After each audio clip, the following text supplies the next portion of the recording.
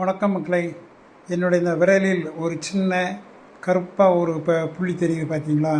அது வேறு ஒன்றும் இல்லை, பாத்திரம் கழுவுறதுக்காக வச்ச இந்த ஸ்டீல் ப்ரஷ்ஷில் உள்ள ஒரு துண்டு. இது பாத்திரத்தில் இருந்தது.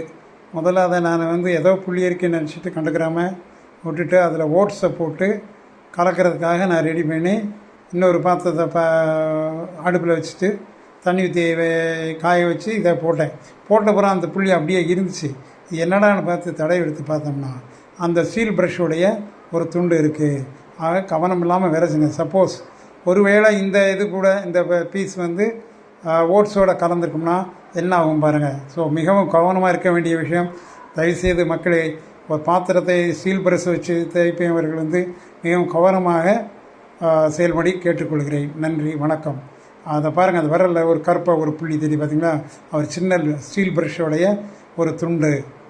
நன்றாக கவனித்துக் கொள்ளுங்கள், கவனமாக வேலை செய்யுங்கள். நன்றி மக்களே, வணக்கம்.